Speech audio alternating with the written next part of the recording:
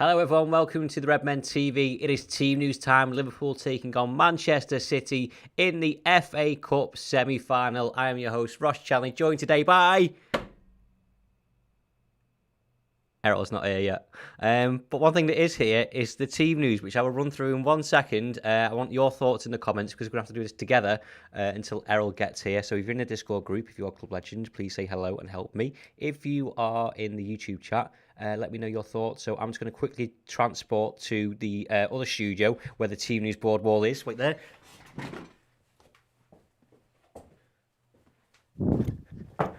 That was quick.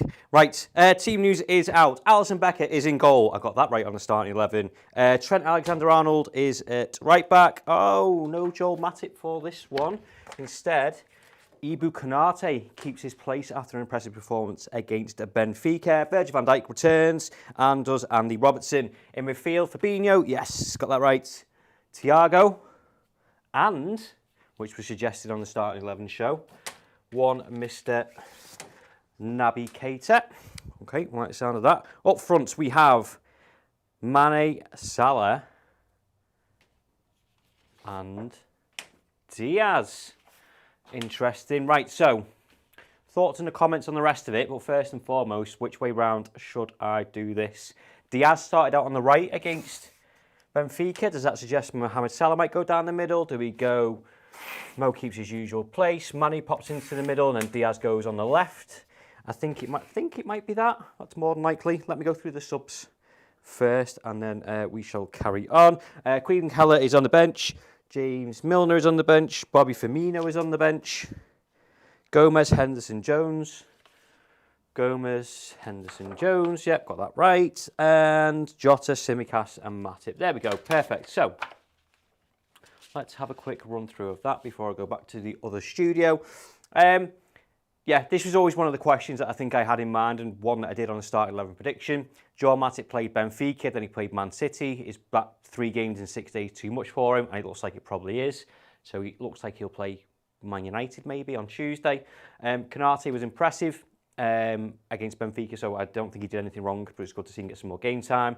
Robertson, Van Dijk, and Trent also got Benfica off, so they were a cert to start. This, I've got my set actually.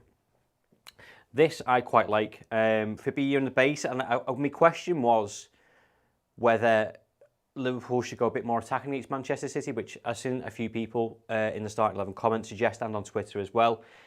As in, like, we need to hurt Manchester City a bit more when we take control, so it's going to require a lot of defensive work from the front three and these lads, but I like this. You've got creativity at Thiago, as I said before. He's normally around this deep position, picking up the balls and spraying them out to the left and to the right and picking people through with through balls. Naby, you've got that person who's got to keep hold of the ball, which I don't think we did against Manchester City in the Premier League. Not only that, he's going to drive forward with it as well. And then obviously the front three.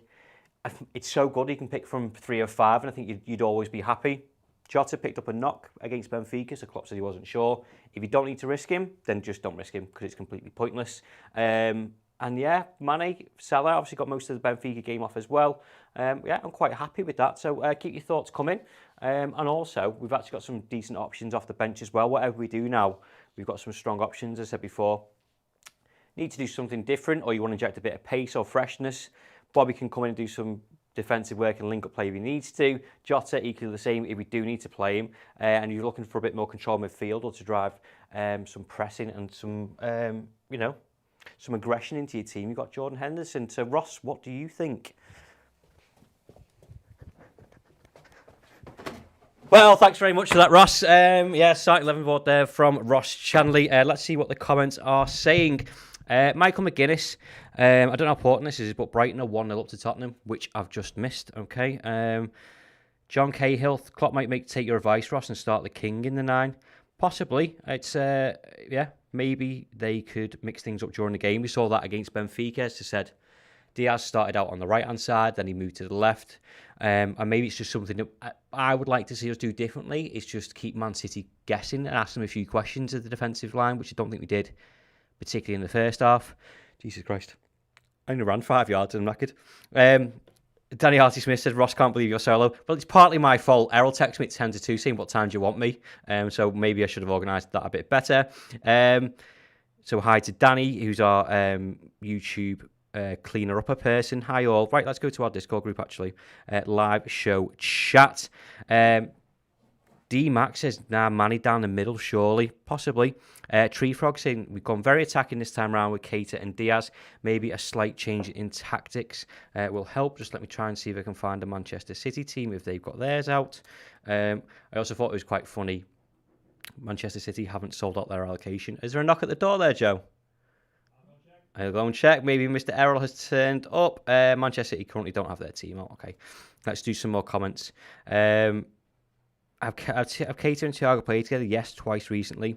And then D-Mac again said, I think DIAZ is the right choice. Should be able to wear down their left-hand side. Yep, that's completely fair enough. I think he might be here. Let us know your thoughts on that team, actually, and your score predictions and first goal scorers as well. It would be interesting to see what you've got. Cleaner up a person. I know what I meant. What do you think to the team, Errol Smith? Oh, that midfield. Yeah. Love it. Okay, sound. I'll read through the team for you. So it's Alisson Becker, Robbo, Van Dijk, Canate, Trent, Fabinho, Keita, Thiago, DIAZ, Manny, and Salah. So we'll have a debate about the front three in a second, whether that's the right way around. But see what's got your taste buds tingling there, mate, is that midfield three. What do you reckon? He's unleashed it, hasn't he? He's fully going for it. Yeah, no, I'm here for that energy. Today is the day that we get to see those three start a game for us, and what a fucking game. You've been saving up that energy. Yeah, I've been saving up a lot of energy for this, mate. Like, literally. Like, I'm just for a pre-warning, if you stick around for the watch-along, I am going to be a nervous wreck. There's no two ways about it. It's probably not going to be the most enjoyable watch-along that I've done this season. For me. But not only are you late, you're demolishing of the promotion of the show that we're about to do. I feel like for all those that just want to see me as a nervous wreck, I think they'll get loads of shits and giggles out of it. But like, it's just got that level of fucking. There's so much like riding on this game. I was going to ask you how you're feeling about that, because Paul asked me on the build-up show, and bearing in mind this was on Thursday morning, we just played Benfica, and I was like, I'm not there yet, and it still doesn't feel like. I don't feel like I felt in the hour before we played Manchester City in the Premier League. And I'm not dismissing the FA Cup at all. I'm just not there yet, I'm sure. I mean, you're clearly already there. That's what I was getting at. I'm there, mate. Like, I'm fully invested in it right now. And I think more than anything else for me, it's the fact that this one game, there has to be a winner. We've been able to just be like, all right, yeah, we can take a point at their place, or a point at Anfield's a good point against City, given how strong they are. It's the start, like it was the start-ish of the season. I genuinely feel like right now, this could be the winner-takes-all game. Yeah. This could set us up. Like, we had that thing with Chelsea where we drew with them twice, but then it was like, right, well, we've got to win the League Cup. The League Cup can like nicely set us up for the rest of the season and kind of help us kick on for what it is that we want to do. But I genuinely just feel like we haven't had that with City yet. This could be that game where we fully get back in City's heads. I know there's been conversations, are we in their heads? They feel like, Pep's come out and said, Liverpool are a pain in the arse, essentially. But I feel like if we prove it on the pitch, given the fact that I don't know if the City team's out yet, so I might have made No, Manchester City have just tweeted 3 minutes ago saying not long till team news is out. Okay, so I was on time for the Man City's team news, just not ours. Yeah. But when that comes out, I imagine that there will be a few big players missing and unavailable for them today. That means there's a huge incentive for us to be like, let's go and punish them. We'll only know this when we get to the outcome of this game. But do you think Jurgen Klopp's team selection on Wednesday will be justified? Because, obviously made 7 changes for the Benfica game, but I was doing the team news, and I did the starting 11 show the other day as well. 3 of you back 4 all got the day off. And then Fabinho got most of it off. I think Thiago, Mane, Salah all got most of it off as well. So we should have the advantage here, shouldn't we?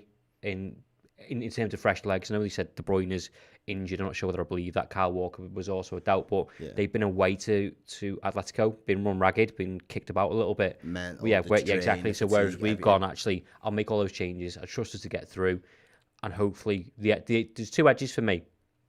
Oh, so that's make that 3. The fresh legs. That midfield has the potential to take the game away from Manchester City within the first half, and that's what we should do. I think people are looking for that. And the third one is the stadium. So big factor, isn't it? I'm glad you're sitting down because I've got some news that might shock you. Go on. Manchester City haven't sold their allocation for this game. But How many did it? Was it 20,000? I don't know. But you know, biggest commercial club ever. Yeah, I know, right? I'm sure the report today that they sold out the Etihad for 60,000 seats, but they haven't done. But to my point, Liverpool the fans can be another advantage. So it's all about small margins, particularly when the two teams can be so tight. So Liverpool need to get it wherever they can. That point you just made, then I was thinking about it earlier as well, in the sense that City have played well against us on both occasions, but we played better at Anfield when we had that home crowd and we had that home advantage. And if we can kind of give that energy there, despite how good their record at Wembley is, I think, given the stakes at this point, I think that edges it in our favour, to be honest with you, because the stakes are high as it is anyway, but the fact that we can take over Wembley today, really give it that feel, the guys will really be up for it, the fans will be up for it, the lads will be up for it, they will feel a lot more comfortable, it will feel a lot more intense for City because they'll feel like it is a real hostile environment for them to be playing in. Plus, they've already done that once this week, and we've seen how much it can take from them, whether that is just going to be the mental fatigue, whether that's going to be injuries, whether that's going to be a dip in performance, because I don't think, you know, we sat and watched our game, but I don't think they was overly expansive and creative the other day. I think it was kind of it just felt like it, but I don't think it was. Yeah. I feel like they didn't really have that many chances to punish Atletico, and maybe Atletico might have been a little bit unlucky on the night, who knows. I just feel the crowd and that factor today, given how good City have been at Wembley in recent years, I think that goes out the window. I think today is the one where it could kind of turn in our favour. I'm made up that he's gone for that front three as well, because it's just pace. Yeah. It's pure pace up top, and I think the fact that we've got a guy in Luis Diaz that, like, he scared a lot of defenders that he's come up against in a short space of time.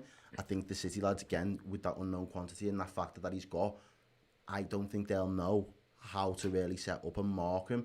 I also think it was a big move to not include Bobby. Is Bobby not in? Yeah, Bobby's on the bench. But Mane's going to have a really big job today, kind of knitting it. But I think he still can give that Bobby work rate. It's just not as... What would you do with that front three? Because that's going to be a fluid front three, that. Like the Red Arrows. Yeah. Okay. Genuinely will be really fluid. I think Salah will probably be the one that sticks to his position the most. He might drift into the middle. Mane might drift out into the right. I think that's where it'll be. I think Mane will drift between the left and right, and it'll be Diaz and Salah that swap with him. So they take up the middle spaces, and Mane just kind of fits on the wings when they've occupied the middle. But it's just frightening because we know Mane can hold up the ball. We know he just needs that good first touch. We know he's got a killer instinct in front of goal, which is a good kind of quality to have. And Luis Diaz just kind of puts everybody from a defensive point on edge. Yeah. Like, they just don't know what he's going to do next. And I think as Liverpool fans, we still don't know what he's going to do next. He hasn't had a run of games enough for us to be like we know when Mane gets the ball and the way he's positioned, what kind of run he's going to go on or how he's going to approach it. Same with Salah. We don't know that with Diaz yet. That's even right down to the touches, because there was a moment against Benfica where I think he had it on his left foot, but he just rolled it with his foot and put the fella on the floor, then shot with his right foot and going, oh, this is quite exciting. Yeah. And to the point as well that I made before, when you look at the bench as well, like, we are so lucky, and comes back to the squad management and you know, the balance of the squad that he's got. We might question it sometimes and go, I would have started X player, would have started Y player. But he's got, for me, from the Wednesday, he's got the perfect balance of players that needed game time. I think we said this after the show. But there's players on that bench there that may have played an hour or 30 minutes against Benfica or not even started, that are ready and raring to go if they need to be called upon. This, like Bobby and Jota off the bench. If you need them. Matip, it was so spoiled. Jordan Henderson, which, you know, a lot of people will want to pick him. He split his opinion. But when you're looking to press Manchester City, we saw that quite a lot. When you've got something to hold on to. For me, that's the biggest one, mate, in a game like this. You said it before. If Thiago, Keita and Fabinho all have a good game today, they have the potential to take the game away from City in a half to an hour. At that point, what is the one thing that you want more than anything else? Your club captain, your captain to come on the pitch, start barking orders at everyone, keep that level of intensity. Yeah. We might not have to drive forward anymore, but we have to stay switched on. Yeah. He needs to be barking orders. He needs to be shouting at people. He needs to be pulling people left and right and telling them where they need to go, who they need to pick up. All of that instruction. Those lads could be, I'm not saying they would be, but I feel like they could be guilty of going into cruise control. Yeah. And you can't do that with City. You can't get complacent. Especially when someone made the point the other day how big the pitch is at Wembley. Yeah, so you're going to be doing a lot of running. It's a hot day. Yeah. So like if you can afford to, and you can have 5 subs in this as well. Yeah, and that's nice as well. I forgot before I did the starting 11 prediction. So there's plenty of options. There's plenty of options. Manchester City's team news is out. I know there was a couple of leaked ones in the YouTube chat, but I was going to wait for the official one. Stefan starts in goal, which he's been consistent. He's been there FA Cup with the goalkeeper. Cancelo, Stones, Aki, and Zinchenko at the back line. So I think you'd assume Cancelo would move to right and then Zinchenko to the left. Fernandinho, Bernardo Silva, Foden, Grealish, Jesus, and Sterling. With the substitutes bench of Edison, Diaz, Gundogan, Laporte, Rodrigo, or Rodri, De Bruyne, Mahrez, Delap, and Lavia. So De Bruyne's fit enough to make the bench is the big one there. Yeah, of course he is. And again, same rules, obviously same rules for them, like 5 substitutes, but whether they've got the legs in them, some of those players, and either made some of those changes because they played away midweek. I think if they was to be in a damaging, losing position, I don't think he goes big Pep. I think he rules it out and just doubles down on, I want to take the league away from Liverpool, and I want to get to the Champions League final and see. So by using his squad, he's possibly making excuses already. Yeah. Sure. I mean, like I'll use, but not excuses. I know what you mean. I won't use the squad for this game because this one is now one that I can draw a line under. All right, we've not performed on the day. The lads that I've put out on the pitch haven't done it. I might make forward changes, but I'm not going to risk the availability of a De Bruyne and a Rodri or a Diaz again potentially. They're probably like their big, the spine for their team. Why risk that if there's going to be potentially he doesn't feel like there's going to be a reward in that one-off game. He's probably thinking bigger picture. I'd rather have them fresh and fit enough to go again for Real Madrid or to go again for, who did they play on Wednesday? No, who did they play on Wednesday? Is it Brighton? Did they think they play Brighton next? Oh, did they? Yeah, next week I think they play Brighton on Wednesday. Brighton, who had just beaten Spurs, by the way. I know, that caught my eye then. 1-0, wasn't it? Yeah. So, for me, I genuinely believe that could be a factor. But I've said it last week, I said it to you in midweek, you don't, and it was, the context for it last week was 3 points, but you don't get 3 points out of City without performing. Yeah. You've got to do the performance in order to get the result. In recent weeks, we've been getting the result and not necessarily had the performances, but we've done enough to win the games, and I've been fine with that because of where we're at. But I genuinely believe we need to perform. The lads need to, everybody on that pitch, when you're doing your player ratings today, if we win, everybody has to get a 7 and above. For me. Even close touching to 8s. We've got to be that near damn perfect in order to beat the City team. Is there any line of encouragement from that Man City team? And I know obviously no De Bruyne, Kyle Walker's ruled out completely in that sense. So whether, Salah's probably up against Zinchenko, Aki and Stones, it obviously it's not Laporte and it's not Diaz. I'm not saying it's going to be a walk in the park because I obviously don't think it will be, but for me it's the keeper and the level of control. Okay. Because the keeper for them, he is everything that Pep wants in terms of how, and I know that the other keeper will still probably play in the same way, but his distribution's nowhere near the same level as Edison's. It's just not going to be of that level. Will he be a little bit nervy?